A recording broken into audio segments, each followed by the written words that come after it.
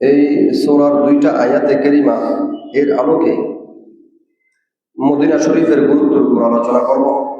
যা আলোচনা হবে মওলাই কারীম মনোযোগ দিয়ে শুনে আমলের বিষয়গুলো আমল করার তৌফিক দান করুন। আল্লাহর কোরআনে 114টি সূরার মধ্যে 90 নম্বর যে সূরা, এই সূরার নাম হচ্ছে সূরা আল বালাদ। বালাদ শব্দের অর্থ হচ্ছে শহর। আল্লাহ রাব্বুল আলামিন আহকামুল হাকিমিন সূরা বালাদের শুরুতেই শপথ করছেন, লা উকসিমু বিহাযাল বালাদ, আমি শপথ করছি এই শহরে, ওয়া আনতা হিল্লুম বিহাযাল বালাদ, যেই শহরে আপনি জন্মগ্রহণ করেছেন, যেই শহরে আপনি অবস্থান করছেন, সেই শহরে।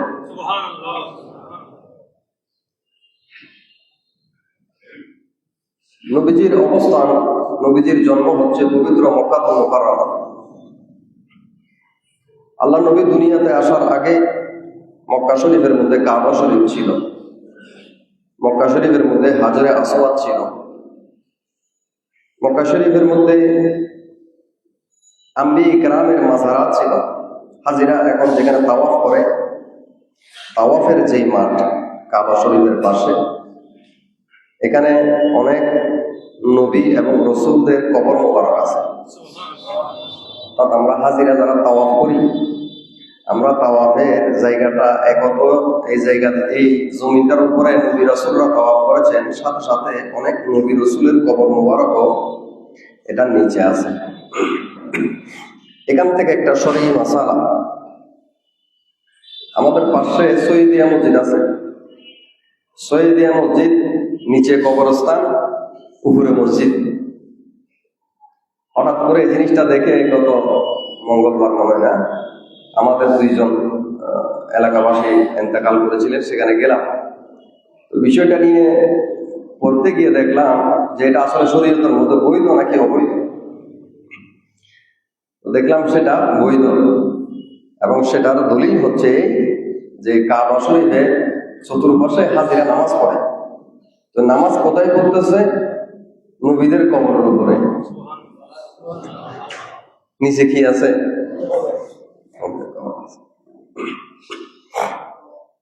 যাক, এখান থেকে একটা জিনিস পরিষ্কার হয়ে গেল, জরুরত হলে কবরস্থানের উপরেও মসজিদ নির্মাণ করা যায়।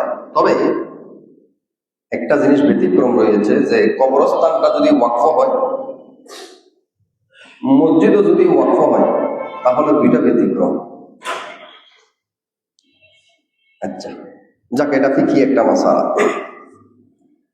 বলতে চাইলাম, আল্লাহ কসম করছেন রসুল পাকের সেই শহরের, যে শহরে আল্লাহ রসুল আগমন করেছেন। তা আল্লাহ রসুল যেখানে আগমন করেছেন, জন্মগ্রহণ করেছেন, শৈশবকাল কেটেছে, জিন্দেগির 53টা বছর যেখানে কেটেছে। কয় বছর? আমাদের রসুল 570 খ্রিস্টাব্দে মক্কা শরীফে জন্মগ্রহণ করেছেন। 40 বছর পর্যন্ত মানুষকে নবীর আখলাক দিয়ে, চরিত্র দিয়ে, ভালো আচরণ দিয়ে, সুন্দর কথা দিয়ে মানুষের মন জয় করেছেন। 40 বছর পরে যখন কোরআন শরীফ নাজিল হলো 610 খ্রিস্টাব্দে, তখন আল্লাহ রসুল মানুষকে প্রকাশ্যে গোপনে এক আল্লাহর পথে আহ্বান শুরু করলেন। এটার কারণে মক্কাবাসীরা রসুল পাকের বিরুদ্ধে গিয়ে রসুল পাক এবং মুসলমানদের উপর যখন নির্যাতন শুরু করল 622 খ্রিস্টাব্দে, অর্থাৎ 13 বছর পর, 53 বছর মক্কা শরীফের কাটানোর পরে নবীজি মদিনায় হিজরত করেন। তো এই যে 53 বছর এই জিন্দেগি মক্কার মধ্যে কেটেছে, যেই শহরে কেটেছে, যেখানে রসুল হাঁটাচলা করেছেন, শৈশব কৈশোর, রসুল পাকের যৌবন যেখানে কেটেছে, আল্লাহ সেই শহরের কসম করছেন, লা উকসিমু বিহাযাল বালাদ, আমি কসম করছি সেই শহরের, যেই শহরে ওয়া আনতা হিল্লুম বিহাযাল বালাদ, যেখানে আপনি জন্ম আফরোজ হয়েছেন, যেখানে আপনার সময় কেটেছে, শৈশব কেটেছে। এখন কথা হচ্ছে যে রসুল পাক দুনিয়ায় আসার আগে সেখানে কাবা ঘর ছিল, নিঃসন্দেহে কাবাগরের শ্রেষ্ঠত্বের কোনো শেষ। সেখানে তো হাজরে আসওয়াদ আছে, যেটা জান্নাতি বাবর আদম আলাইহিস সালাম জান্নাত থেকে আসার সময় নিয়ে এসেছিলেন। কাবার চতুর্পাশে অসংখ্য নবী রাসূলের কবর মুবারক আছে। মকামে ইব্রাহিম, যে পাথরে দাঁড়িয়ে ইব্রাহিম আলাইহিস সালাম কাবাগর নির্মাণ করেছেন, সেই পাথরের পদচিহ্ন ইব্রাহিম খলিলুল্লাহ, সেটা কাবা শরীফের দরজার বিপরীত পাশে, মুলতাজামার বিপরীত পাশে সেটাও আছে। মকামে ইব্রাহিম সুজা 20-30 ফুট দূরে জমজম কূপ আছে। কি আছে? যেটা দেখা যায় না, সারা গরম সেখানে ফ্লোর করে ফেলছে। অ্যাকচুয়ালি জমজম কূপের অবস্থানটা হচ্ছে মকামে ইব্রাহিম। এই যে এরকম গোল একটা সোনারে জালি দিয়ে ঘেরা একটা গম্বুজের মতো দেখায়, সেটার সোজা কাবাগরের বিপরীতে 20-25 ফুট দূরে জমজম কূপ। এখন সেটা গ্রাউন্ড ফ্লোরে চলে গেছে। সেখানে রয়েছে রুকনে ইয়ামানি। কাবাগরের 4টা কোণাতে 4টা বিশেষ গুরুত্ব রয়েছে। এর মধ্যে একটা কোণা আছে যাকে বলা হয় রুকনে ইয়ামানি। আল্লাহ রাসূল দুনিয়ায় এসে মদিনা শরীফ যাওয়ার পরে 17 মাস নামাজ পড়েছেন বাইতুল মুকাদ্দাসের দিকে। 17 মাস পরে কিবলা পরিবর্তন হওয়া হুকুম যখন নাযিল হলো, আল্লাহ রাসূল নামাজ পড়েছেন খানে কাবার দিকে। যদি প্রশ্ন করা হয় কাবাগরের দিকে নামাজ পড়ার আগে, বাইতুল মুকাদ্দাসের দিকে নামাজ পড়ার আগে আল্লাহ রাসূল কোন দিকে ফিরে নামাজ পড়তেন, তখন উত্তর হলো রাসূল পাক রুকনে ইয়ামানির বিপরীত পাশে দাঁড়াতেন। কাবার কোণা কয়টা? একটা আছে হাজরে আসওয়াদের কোণা। এই হাজরে আসওয়াদের কোণাটা পার হয়ে হাজিরা যখন যায়, প্রথমে যে কোণাটা পড়ে এটাকে বলে রুকনে ইরাকি। এটা পার করে যখন আরেকটা কোণাতে যায় এটাকে বলে রুকনে শামি। এটা পার করে লাস্ট কোণা যেটা আসে হাজরে আসওয়াদের আগে, যেটা কাবার কোণার মধ্যে গিলাফ নাই, গিলাফটা কাটা। 70 জন ফেরেশতা সেখানে সবসময় হাজিদের জন্য দোয়া করে। রাসূল পাক হাজরে আসওয়াদকে যেরকম চুমা দিতে, প্রত্যেকবার রুকনে ইয়ামানি এই কাবার কোণাটাকে ধরে এটাতে চুমা দিতেন। তো আল্লাহ রাসূল রুকনে ইয়ামানিকে সামনে নিয়ে দাঁড়াতেন এবং রুকনে ইয়ামানি কাবার বিপরীত পাশে সোজা ফিলিস্তিনের মধ্যে বাইতুল মুকাদ্দাস। অর্থাৎ রাসূল পাক মক্কায় থাকতে একসাথে 2টা কাবা, 2টা কিবলাকে সামনে নিয়ে নামাজ পড়তেন। এমন ভাবে দাঁড়াতেন বাইতুল মুকাদ্দাসের মাঝখানে কাবাঘর থাকতো, রাসূল পাক রুকনে ইয়ামানের পেছনে দাঁড়াইতেন। রাসূল পাকের সামনে কাবাও আছে, রাসূল পাকের সামনে বাইতুল মুকাদ্দাস। আম্বি ইকরাম বনী ইসরাইলের সমস্ত নবীদের কিবলাও হয়েছে। ইনশাআল্লাহ কাবা শরীফ, মক্কা শরীফের উপর আগামী জুমায় বলব। আজকের বিষয় হচ্ছে আল্লাহ কসম করছেন মক্কা শহরের, অথচ সেই শহরে নবীজির আগমন, নবীজির শৈশবের, নবীর জীবনের 53 বছরের আল্লাহ কসম করতেছেন। অথচ আমরা দেখতে পাই মক্কার মধ্যে আল্লাহর ঘর আছে, মকামে ইব্রাহিম আছে, জমজম কূপ আছে, আম্বি ইকরামের কবর মুবারক আছে। আল্লাহর অন্যতম নিদর্শন ইন্নাস সাফা ওয়াল মারওয়াতা মিন শাআইরিল্লাহ। সেখানে সাফা এবং মারওয়া পাহাড় আছে। সেখানে জবলে আবু কুবাইস রয়েছে, যে জবলে আবু কুবাইস পৃথিবীর জমিনের প্রথম পাহাড়। জবলে আবু কুবাইস। যদি একটা প্রশ্ন করা হয় আল্লাহ পৃথিবীতে সর্বপ্রথম কোন পাহাড় নির্মাণ করেছেন, তখন হাদিস এবং ইতিহাসের আলোকে একটাই জবাব আসবে, সেটা হচ্ছে জবলে আবু কুবাইস। সেখানে রয়েছে মুজদালিফা, মিনা, আরাফা, জবলে রহমত, জবলে নূর, এত গুরুত্বপূর্ণ এত ফজিলতময় জায়গাগুলো থাকার পরেও আল্লাহ কসম করতেছেন, লা উকসিমু বিহাযাল বালাদ, ইয়া রাসূলুল্লাহ সেই শহরের কসম, ওয়া আনতা হিল্লু বিহাযাল বালাদ, যেই শহরের মধ্যে আপনার আগমন হয়েছে। সুবহানাল্লাহ। তাহলে বোঝা গেল সব কিছুর চাইতে আল্লাহ রাসূল যেখানে এসেছেন, যেখানে নবীর কদম লেগেছে, সেই জায়গাগুলোর দাম আল্লাহর কাছে বেশি। ইমাম আহমদ ইবনে মুহাম্মদ আল কুস্তুলানী রহমতুল্লাহি আলাইহি, যার ইন্তেকাল হচ্ছে 923 হিজরিতে, তিনি হযরতে ওমর ইবনে খাত্তাব রাদিয়াল্লাহু তাআলা আনহু থেকে রওয়ায়াত করছেন। হযরত ওমর রাদিয়াল্লাহু তাআলা আনহু আল্লাহর রাসূলকে বলেন, ইয়া রাসূলুল্লাহ বিআবি আনতা ওয়া উম্মি, আমার মা বাপ আপনার কদমে কুরবান হয়ে যাক।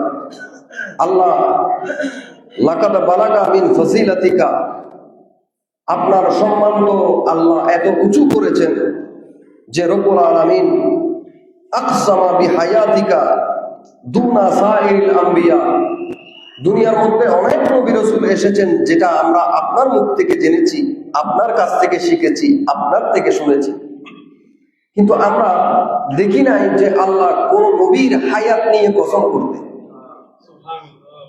অথচ রব্বুল আলামিন আপনার পুরা জিন্দেগির হায়াতকে নিয়ে আল্লাহ কসম করেছেন। আল্লাহ এটা বলে নাই নূহ আলাইহিস সালামের হায়াতের কসম, ঈসা আলাইহিস সালামের হায়াতের কসম, এটা তো আল্লাহ কোনো জায়গায় বলে নাই। ইয়া রাসূলুল্লাহ আপনার মুখ থেকেই শুনেছি, আপনার থেকেই তো আমরা কোরআন শিখেছি, কিন্তু কোনোদিন এটা তো আপনাকে বলতে শুনলাম না যে আল্লাহ কসম করেছে কোন নবীর হায়াত নিয়ে, জিন্দেগি নিয়ে।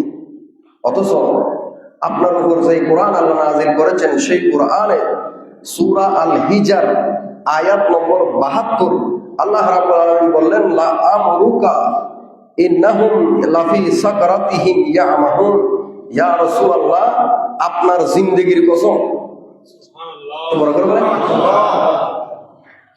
আপনার জিন্দেগির কসম, ইন্নাহুম লাফি সাকরাতিহিম ইয়ামাহুন, এই মক্কার মানুষগুলা তারা নিজেরা নিজেদের অবস্থার মধ্যে নিজেরা বেহুশ হয়ে রয়েছে, আপনার জিন্দেগির কসম করে বলতেছে।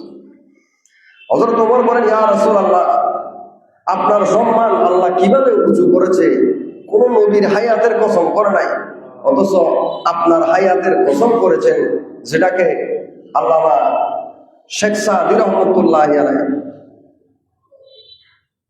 আল্লাহ রাসূলের প্রশংসা করতে গিয়ে বলেছেন, বালাগাল উলা বিকামালিহি কাশাফা তুজা বিজামালিহি হাসানাত জামিউ খিসালিহি সাল্লু আলাইহি ওয়া আলিহি বালাগাল উলা। প্রশ্ন আছে, ইয়া রাসূলুল্লাহ আল্লাহ আপনার হায়াতকে নিয়ে কসম করেছেন, কেন করেছেন? আপনার হায়াতের এত দাম কেন? তাফসীরের মধ্যে পড়লে দেখবেন আল্লাহ রাসূলের জিন্দেগি, হায়াত, এটা বেমেসাল, এটার কোনো তুলনা নাই। কারণ ইতিপূর্বে আল্লাহ যত নবী রাসূল পৃথিবীর মধ্যে পাঠিয়েছেন, তারা কেউ কেউ 80টা বছর উম্মতকে তাবলীগ করেছেন। হযরত নূহ আলাইহিস সালামের উপর ওহী নাযিল হওয়ার পরে 1300 বছরের কাছাকাছি নূহ আলাইহিস সালাম হায়াত পেয়েছেন। 80টা বছর উম্মতকে দ্বীনের তাবলীগ করেছেন, আল্লাহর পথে ডেকেছেন। এই লম্বা 950 বছর উম্মতকে ডেকেছেন। 950 বছর পরে ওনার উম্মত হয়েছে মাত্র 80 জন। কয়জন? 80 জন। হযরত লূত আলাইহিস সালাম, যার উম্মতেরা জৈবিক চাহিদা মেটানোর জন্য স্ত্রী বাদ দিয়ে পুরুষদেরকে গ্রহণ করেছিল। একটু বড় করে বলেন।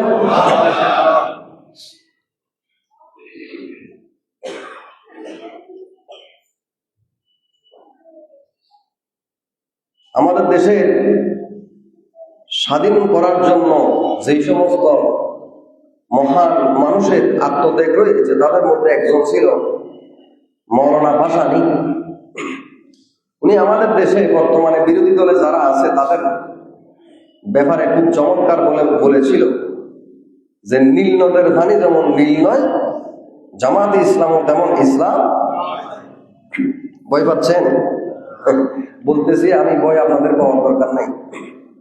উনি চমৎকার বলেছেন। আপনি দেখেন আজকে তাদের মজলিসে শুরার যিনি, তাদের নির্বাচিত সদস্য, তারা হোটেলের মধ্যে নাতিন বয়সী একটা মেয়ের সাথে, আবার সেটাকে আশ্চর্যের বিষয় হচ্ছে এগুলো প্রকাশ্য সত্য, কিন্তু সেটাকে ঢেকে ফেলার জন্য ওরা একবার বলতেছে এগুলা এআই দিয়ে করছে, আরেকবার বলতেছে এগুলা বিয়ে হয়েছে। কিন্তু যেই কাজী আছে, কাজী বলতেছে যে বিয়ে হয় নাই, কিন্তু আমাকে ফোনের মাধ্যমে এটা মুহূর্তের মধ্যে এটা করার জন্য বলা হয়েছে। মেয়ের সার্টিফিকেটের সাথে, বয়সের সাথে, তারিখ কোনোটার সাথে কোনোটা মিল নেই। চরিত্রহীন এরা ইসলামের দোহাই দিয়ে দিয়ে মানুষের ব্রেন ওয়াশ করা কিছু না। যাই হোক, কথাটা কেন জানি বলতেছি, লূত আলাইহিস সালাম আল্লাহর পথে উম্মতদেরকে দাওয়াত দিতে দিতে ওনার জিন্দেগিতে মাত্র কয়েকজন ঈমান এনেছিল। ওনার 2 জন মেয়ে আর কয়েকজন পুরুষ ছাড়া কেউ ঈমান আনে। হযরত ঈসা আলাইহিস সালাম 33টা বছর পৃথিবীতে ছিলেন। 33 বছর বয়সে আল্লাহ ওনাকে আসমানে উঠিয়ে নিয়েছেন। আবার 33 বছর এরকম নওজওয়ান হয়ে তিনি আবার দুনিয়াতে আসবেন। আল্লাহ রসুল বলেন ফাযাইলে মদিনা, আমার রসুলের ফজিলত হচ্ছে ঈসা আবার আসবে, এসে সে প্রথমে কাবা ঘরের হজ করবে। হজ করে আমি রসুলের মাজার পাকের সামনে এসে আমাকে সালাতু সালাম পেশ করবে এবং আমি তার সালাতু সালামের জবাব দান করব। সে আমার উম্মত হয়ে আসবে।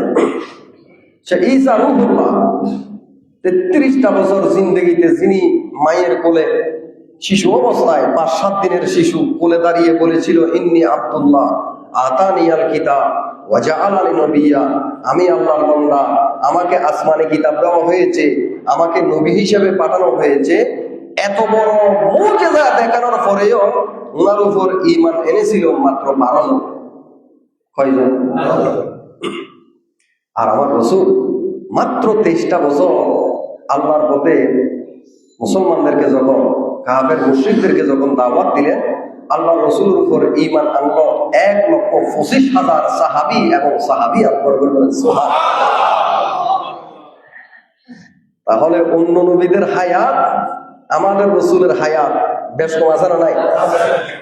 এই জন্য আল্লাহ বলতেছে লা আমরুকা ইয়া রাসূলুল্লাহ, আপনার হায়াতের কসম, আমি নূর হায়াতের কসম করি নাই। কারণ নূহ আলাইহিস সালাম 950 বছর দাওয়াত দিয়ে উম্মত বানিয়েছেন 80 জন। আমি লূত আলাইহিস সালামের হায়াতের কসম করি নাই, কারণ তার উপরে তার 2 জন মেয়ে ছাড়া আর কেউ ঈমানই আনে নাই। আমি ঈসা নবীর কসম করি নাই, তার হায়াতের কসম করি নাই। জিন্দেগিতে 33 বছর ছিল, তার মায়ের কোলে এত বড় মুজিজা দেখার পরেও, ইনজিল কিতাব দিয়ে উম্মতদেরকে আহ্বান করার পরেও মাত্র 12 জন হাওয়ারি তার উপর ঈমান এনেছিল। কিন্তু আপনি নবীকে লাকাদ কানা লাকুম ফি রাসূলিল্লাহি উসওয়াতুন হাসানা, আপনার জিন্দেগিকে এমন সুন্দর করে আমি সাজিয়ে দিয়েছি যে আপনার 23টা বছরে মক্কা মদিনা আশেপাশের সব মিলিয়ে 1,25,000 সাহাবী এবং সাহাবিয়া বিদায় হজের মাঠে আপনার সামনে হাজির হয়ে গিয়েছে।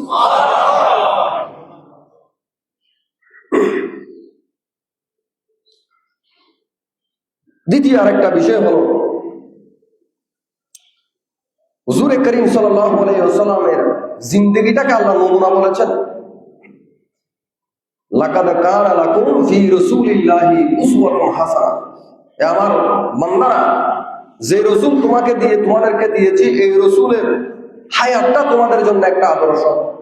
নবীর জিন্দেগির প্রত্যেকটা সময়, সকাল বিকাল সন্ধ্যা, নবীর শৈশব, নবীর শিশুকাল, নবীর যৌবনকাল, নবীর বৃদ্ধকাল, নবীর হায়াত, নবীর মৌত, সবকিছু তোমাদের জন্য অনুসরণীয়, অনুকরণীয়। কিন্তু ইতিপূর্বে এইরকম যত নবী রাসূল পাঠিয়েছি তাদের হায়াতটা সেরকম ছিল না। কেমন? যেমন পূর্ববর্তী নবীদের মধ্যে নূহ আলাইহিস সালামের আগে যারা নবীরা এসেছিল, কোন নবী কাফেরদেরকে দাওয়াত দিতে পারে নাই। কারণ নূহ আলাইহিস সালামের দুনিয়ায় আসার আগে পৃথিবীতে কাফেরই ছিল না। ওয়া কানা নাসু উম্মাতান ওয়াহিদা, তখন সব মানুষের ধর্ম ছিল একটা। কয়টা? তুফানের পরে লম্বা ঘটনা, সেগুলা দিকে গেলে তো বলা শেষ করা যাবে না। তুফানের পরে সত্য ধ্বংস হয়ে গিয়েছে। শয়তান নূহ আলাইহিস সালাম যখন আঙ্গুরের চারা রোপণ করেছেন, এই আঙ্গুরের চারার মধ্যে ফালে দিয়েছিল শয়তান। এই জন্য সবচাইতে মারাত্মক নেশা মদ তৈরি হয় আঙ্গুর থেকে। এই শয়তান যখন কেউ মারা যাইত, তার বাবার ছবিটা শয়তান এঁকে দিত, এঁকে তাকে বলতো যে তোমার বাবা, এটাই তো তোমার বাবাকে যত্ন করিও। তবে আস্তে আস্তে সে ছবিটার দিকে দেখতো, কান্না করতো, একটা সময় গিয়ে সেটাতে ফুল দিত, আর একটা সময় গিয়ে মাথা নত করতো। এইভাবে করতে করতে সেজদা করছে, আরেক সময় গিয়ে সে তার বাবার একটা মূর্তি বানিয়ে ফেলেছে। এইভাবেই আল্লাহকে বাদ দিয়ে মানুষ মূর্তির ইবাদত শুরু করেছে নূহ আলাইহিস সালামের জমানা থেকে। তার মানে নূহ আলাইহিস সালামের জমানার আগে পৃথিবীর মধ্যে কাফেরই ছিল না। কোরআন সাক্ষী দিচ্ছে ওয়া কানা নাসু উম্মাতান ওয়াহিদা। তাহলে আগের যুগের নবীরা কোন কাফেরকে আল্লাহর দাওয়াত দিতে পারে? অনেক নবীরা। আগের যুগের নবীদের মধ্যে কোন কাফের বিরুদ্ধে অনেক নবী রাসূলরা জিহাদ করতে পারে নাই। নূহ আলাইহিস সালামের আগে যারা ছিল তখন যেহেতু কাফের ছিল না, সেই জন্য তাহাদের কাছে কাফেরের বিরুদ্ধে জিহাদ করার সুযোগ নাই। আগের যুগে আম্বিয়া কিরামের মধ্যে 2 জন নবী ছাড়া আর কেউ নবুয়তের দায়িত্বের পাশাপাশি রাষ্ট্র পরিচালনা এবং বাদশাহিত্বের দায়িত্ব 2 জন নবী ছাড়া আর কেউ করার সুযোগ হয় নাই। একজন হচ্ছে দাউদ আলাইহিস সালাম, আরেকজন হচ্ছে ওনার ছেলে হযরত সুলাইমান ইবনে দাউদ। এই 2 জন নবী একই সাথে নবীও ছিলেন, একই সাথে বাদশাও ছিলেন। আল্লাহ আমাদের নবীর হায়াতের কসম করছেন এই জন্য যে সব নবীরা কাফেরদেরকে দাওয়াত দিতে পারে নাই, সব নবীরা কাফেরদের বিরুদ্ধে জিহাদ করতে পারে নাই, সব নবীরা একই সাথে নবুয়ত রিসালাতের দায়িত্বের পাশাপাশি সব নবীরা একই সাথে বাদশাহিত্ব করতে পারে নাই। কিন্তু আমি রাসূল, আমি আল্লাহ আপনার হায়াতের কসম এই জন্য করছি, আপনি একই সাথে কাফেরকেও ইসলামের দাওয়াত দিয়েছেন, একই সাথে কাফেরের বিরুদ্ধে জিহাদও করেছেন, একই সাথে মদিনার রাষ্ট্রনায়ক হিসেবে দায়িত্ব পালন করেছেন।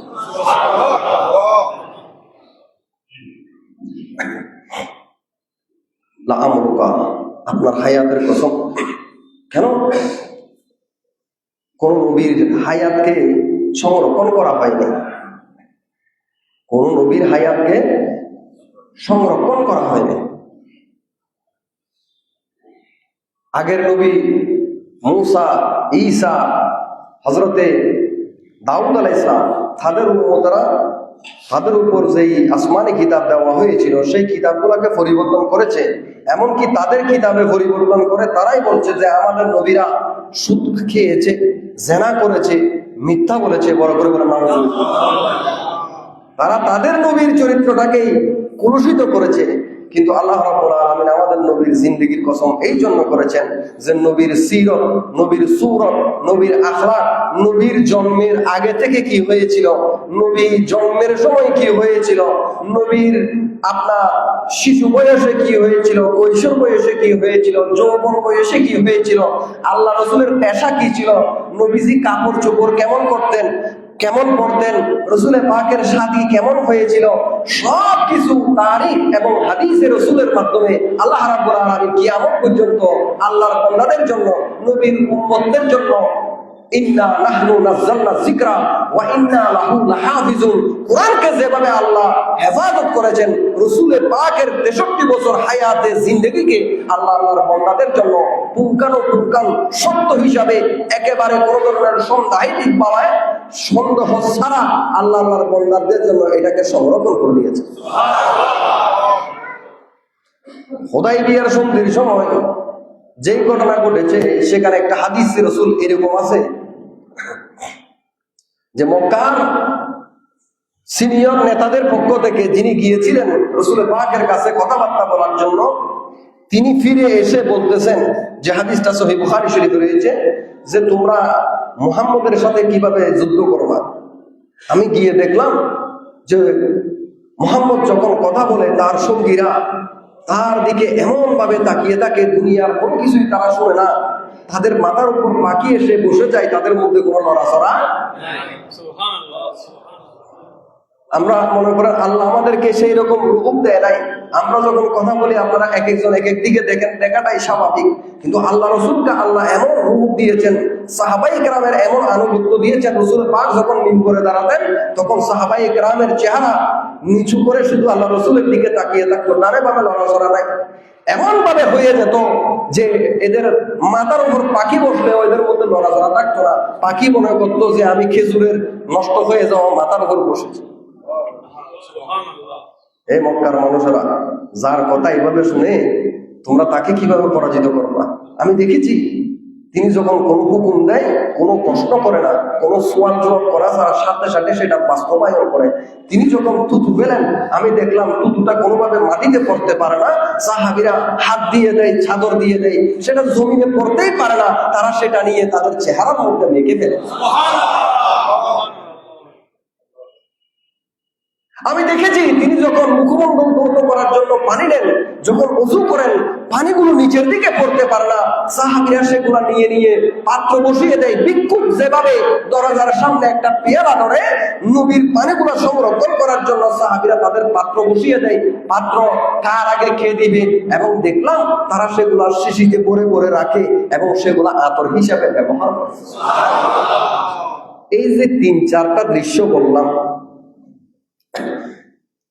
একজন ইনসান, মহা ইনসান আল্লাহ রসুলের এই যে জিন্দেগির ছোট্ট কতগুলা বিষয়, যে রসুলের কথা বললে সাহাবীরা এইভাবে শুনতো, রসুলের ওযু করলে পানি এভাবে সংরক্ষণ করত, মুবারক নিক্ষেপ করলে সাহাবীরা এইভাবে নিত, এরকম ছোট্ট ছোট্ট বিষয়গুলা পর্যন্ত নবীর জিন্দেগির এই ছোট্ট ছোট্ট দৃশ্যগুলা, লাকাদ কানা লাকুম ফি রাসূলিল্লাহি উসওয়াতুন হাসানা, কোন নবীর জিন্দেগির মধ্যে এরকম নাই যে মুসা থুতু ফেললে তখন তার উম্মতরা কি করত, মুসা ওযু করার সময়, ঈসা ওযু করার সময় তার উম্মতরা কি করত, এইরকম কোনো কিছুর সংরক্ষণ করা হয় নাই। কিন্তু ইন্না নাহনু নাযালনা যিকরা ওয়া ইন্না লাহু লাহাফিজুন, কোরআনের হেফাজতের মতো আমি আমার রসুলের জিন্দেগিটাকে হেফাজত করেছি। রসুলের পাকের চলাফেরা, উঠা বসা, কখন কি করেছেন হাদিসের মাধ্যমে কিয়ামত পর্যন্ত আমার বান্দারা সবকিছু জানতে পারবে। এই জন্য আল্লাহ কসম করেছেন লা আমরুকা, আপনার হায়াতের কসম। নয়তো সব নবীকেই আল্লাহ হায়াত দিয়েছেন, কিন্তু সবার হায়াতের সবকিছু সংরক্ষণ করা হয়। লা উকসিমু বিহাযাল বালাদ, কসম করছেন আল্লাহ ওই শহরের, যে শহরে আমাদের রসুলের আগমন হয়েছে। হযরত ওমর বলেন, ইয়া রাসূলুল্লাহ, আপনার মর্যাদার সীমা নাই কোন, যেখানে রব্বুল আলামিন আপনার হায়াতের কসম করেছেন।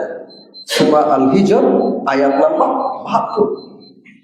ইয়া রাসূলুল্লাহ, আপনার মর্যাদার কোন সীমা আল্লাহ বাকি রাখে নাই। ওয়ালাকাদ বালাকা মিন ফাজিলাতিকা ইনদাহু, আল্লাহর কাছে আপনার সম্মান মর্যাদা এতটাই বেশি, আন্নাহু আকসামা বিতুরাবি কদামাইকা, আল্লাহ আপনার পায়ের সাথে যেই মাটি লেগেছে সেই মাটির পর্যন্ত কসম করেছেন। সুবহানাল্লাহ। আল্লাহ হায়াতের কসমও করেছেন, নবীর পায়ের সাথে যেই মাটি লেগেছে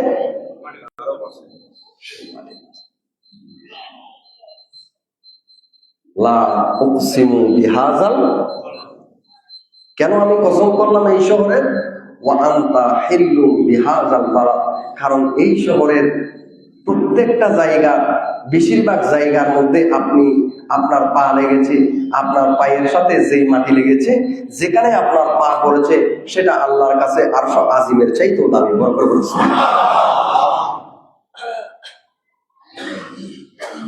ও খুদায়ে নে মরতবা तुझको दिया न किसी को मिले न किसी को मिला के कलामे मजीदों ने कहा ये शाह तेरे शहरों कलामे बका की कसम है कलामे इलाही में शम्सु दोहा सोना दुनिया।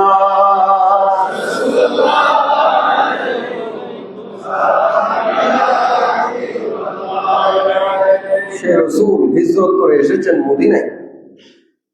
রাসূলুল্লাহ সাল্লাল্লাহু আলাইহি ওয়াসাল্লামের ইন্তেকালের পরে সাহাবায়ে কেরামের মধ্যে কথা উঠলো যে রাসূল পাক সাল্লাল্লাহু আলাইহি ওয়াসাল্লামকে দাফন কোথায় করব? জান্নাতুল বাকিতে করব, নাকি খন্দকের জমিনে নিয়ে যাব, নাকি আমরা যেখানে নবী জন্মগ্রহণ করেছে সেখানে নিয়ে যাব? তখন আবু বকর সিদ্দিক রাদিয়াল্লাহু তাআলা দাঁড়িয়ে বললেন, হে আমার নবীর উম্মতেরা, তোমরা কি জানো না যে আল্লাহর আম্বিয়া ইকরামের একটা বৈশিষ্ট্য হলো যেখানে নবীরা ইন্তেকাল করে সেখানেই নবীদেরকে দাফন করা। নবীজি ইন্তেকাল করেছেন আম্মাজান আয়েশা সিদ্দিকা রাদিয়াল্লাহু তাআলা আনহার ঘরের মধ্যে। আজকে সবুজ গম্বুজ বিশিষ্ট যে জায়গাটা আমরা রাসূল পাকের মাজার হিসাবে দেখতে পাই, সেটা হচ্ছে আম্মাজান আয়েশা সিদ্দিকার ঘর। ইমাম কুস্তুলানি রাহমাতুল্লাহি আলাইহি হাদিসে রাসূল riwayat করেছেন, সেখানে বলা হচ্ছে আল্লাহ যখন আমাদের রাসূলকে সৃষ্টি করতে ইচ্ছা করলেন তখন জিবরিলকে বললেন, জিবরাইল আমার রাসূল যেখানে দাফন হবে সেখান থেকে কিছু মাটি নিয়ে আসো। জিবরিল আলাইহিস সালাম আম্মাজান আয়েশা সিদ্দিকার হুজরা যেখানে আছে সেখান থেকে এক মুঠ মাটি নিয়ে গেলেন। তসনিম জান্নাতের একটা ফসলের মধ্যে সেই মাটি থেকে খামি তৈরি করে রব্বুল আলামিন আল্লাহ রাসূলকে সৃষ্টি করলেন এবং রাসূল পাকের রূহটাকে সারা পৃথিবীর মধ্যে বিচরণ করালেন। যখন আদমকেও সৃষ্টি করা হয় নাই তখন সারা পৃথিবীর মাখলুকাত আল্লাহর ফেরেশতারা আল্লাহর রাসূলকে চিনে ফেললো। এখনো পৃথিবীর মধ্যে কোনো ইনসান আগমন করে।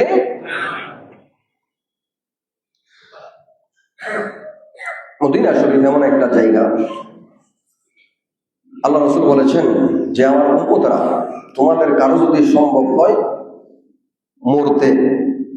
মরার যদি সুযোগ হয় তোমরা মদিনাতেই মৃত্যুবরণ করি, কারণ যারা মদিনা শরীফের মধ্যে মৃত্যুবরণ করবে রসুল আরবি বলছেন আমি তার জন্য কিয়ামতের ময়দানে আল্লাহর কাছে সুপারিশ করব। আমার উম্মতরা, মদিনা শরীফের একটা বৈশিষ্ট্য হলো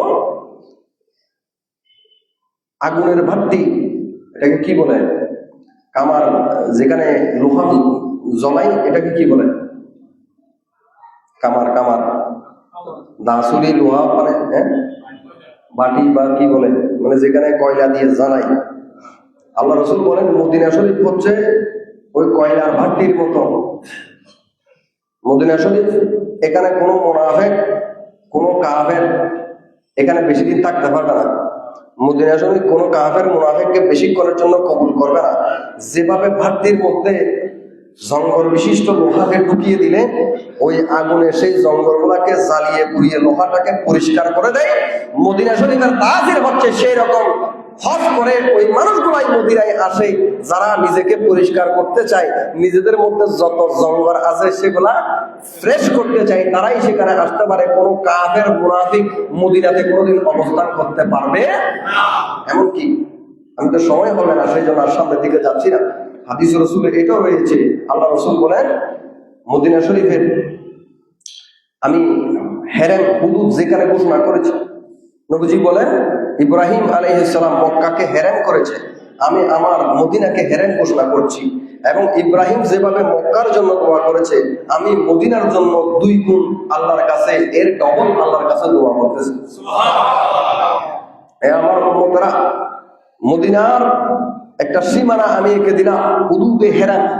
আল্লাহ যদি কোনোদিন আপনাদেরকে নিয়ে যায়, দেখবেন মক্কা শরীফের একটা হেরেমের অংশ আছে, সেখানে রোডের প্রবেশের আগে যখন আপনি মক্কাতে ঢুকবেন, সেখানে লেখা থাকে বেদায়াতুল হেরাম অথবা হুদুদুল হেরাম লেখা থাকে, মানে এখান থেকে হেরেম অংশ শুরু। যেখান থেকে হেরেম অংশ শুরু সেখানে কোনো ঝগড়া ফসাদ করা যাবে না, সেখানে গাছ কাটা যাবে না, সেখানে কোনো প্রাণীকে হত্যা করা যাবে না, হারাম, এটা ক্ষতিপূরণ দিতে হয়। আল্লাহ নবী বলেন মক্কাকে যেভাবে ইব্রাহিম হেরেম ঘোষণা করেছে, আমি নবী মদিনাকে হেরেম ঘোষণা করলাম। এই অংশের মধ্যে কেউ ছাগল ও দুব্বাকে খাওয়ানো ছাড়া একটা ঘাসও কেউ চিনতে পারবে না মদিনা শরীফে। এখানের মধ্যে কোনো ধরনের যুদ্ধ ফাসাদ, কেউ অস্ত্র রাখতে পারবে না।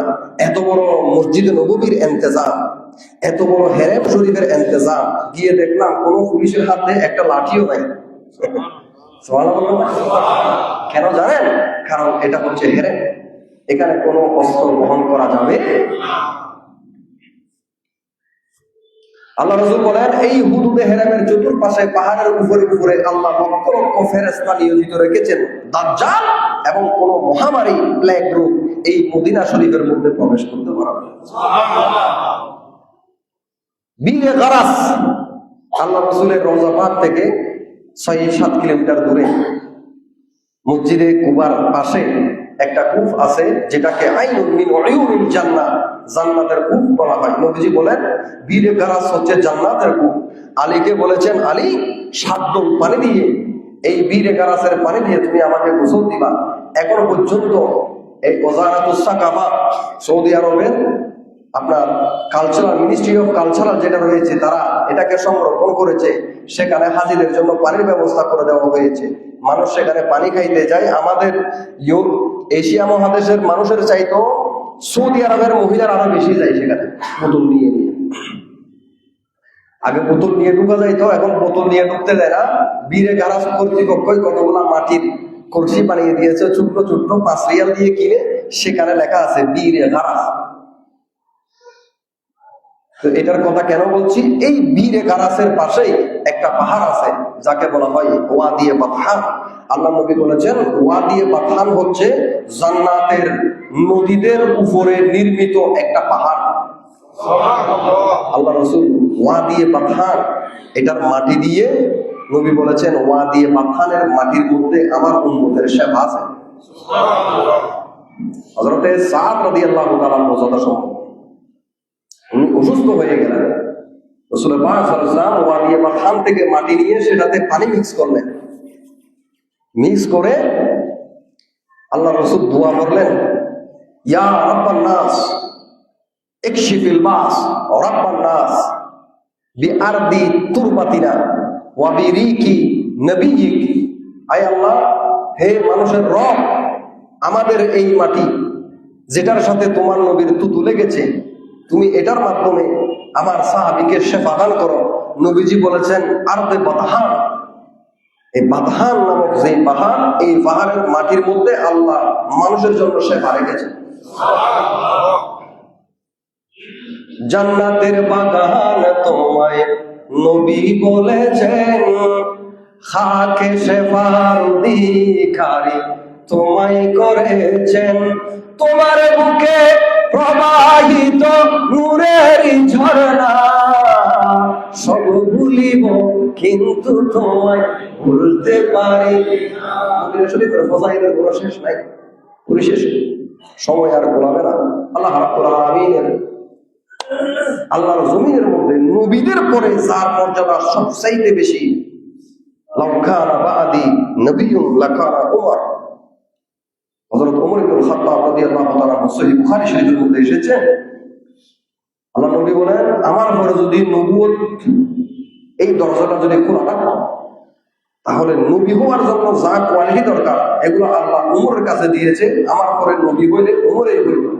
সেই ওমর রাদিয়াল্লাহু তাআলা সব সময় দোয়া করতেন, আল্লাহুম্মা রযুকনি শাহাদাতান ফি সাবিলিকা, আয় আল্লাহ আমাকে তোমার রাস্তার মধ্যে শাহাদাতের মওত নসিব করিও, ওয়াজআল মাউতি ফি বালাদি রাসূলিকা, আল্লাহ আপনার নবীর এই শহরে আমাকে ওফাত দান করিও। সুবহানাল্লাহ। হযরত ওমর রাদিয়াল্লাহু তাআলা শুয়ে আছেন সেখানে। ইমাম সামহুদি রাহমাতুল্লাহি আলাইহি এমন একজন ইমাম,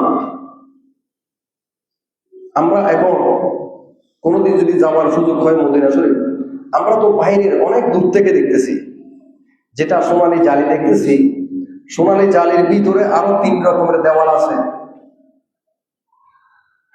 যেখানে প্রকৃতপক্ষে রাসূল পাক আবু বকর সিদ্দিক ওমর ইবনে খাত্তাব শুয়ে আছেন, সেখানে কারো যাওয়ার সুযোগ হয় নাই। 700 হিজরিতে হযরত ইমাম সামহুদি রাহমাতুল্লাহি আলাইহি, 700 হিজরি না, ভুল বলতেছি,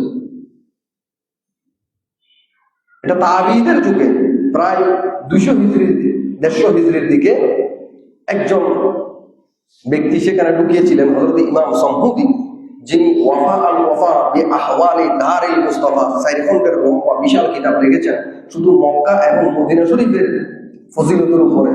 অনেক ইতিহাস সেখানে এনেছেন, মক্কা শরীফের কোথায় কোন কোন পাহাড় রয়েছে, কোন কোন জায়গার মধ্যে আল্লাহ রাসূল গিয়েছেন, মদিনা শরীফের কোন কোন জায়গাগুলো ঐতিহাসিক। তিনি একমাত্র ব্যক্তি যিনি সেখানে ঢুকেছিলেন, কারণ সেই জমানায় সেই 3টা কবরের থেকে একটা কবর থেকে একজন মুর্দার পাটা বের হয়ে গিয়েছিল। এখন সবাই মনে করেছে যে রাসূল পাকের পা মোবারক দেখা যাচ্ছে। হযরত ইমাম সামহুদি ওনাকেই অনুমতি দেওয়া হয়েছিল, তিনি সেখানে ঢুকলেন, ঢুকে দেখলেন হযরতে জুবাইর ইবনুল আওয়াম রাদিয়াল্লাহু তাআলা আনহুকে যখন সেগুলো জানানো হলো, তিনি সবকিছু শুনে বলতেছেন, এটা রাসূল পাকের পা মোবারক নয়, এটা হচ্ছে ওমর ইবনুল খাত্তাবের পা মোবারক। সুবহানাল্লাহ। এই মসজিদে নববীর পাশেই মসজিদে কামা, যেখানে আল্লাহ রাসূল উম্মতের জন্য দোয়া করতেন, যেখানে নাজ্জাশীর জানাজা পড়িয়েছেন, যেখানে নবী হাত তোলার সাথে সাথে বৃষ্টি নাযিল হয়েছে। এটার পাশেই রয়েছে মসজিদে আবু বকর, যেখানে আবু বকর সিদ্দিক ঈদের নামাজের ইমামতি করতেন। পাশেই রয়েছে মসজিদে মাওলানা আলী, যেখানে হযরত আলী ইমামতি করতেন।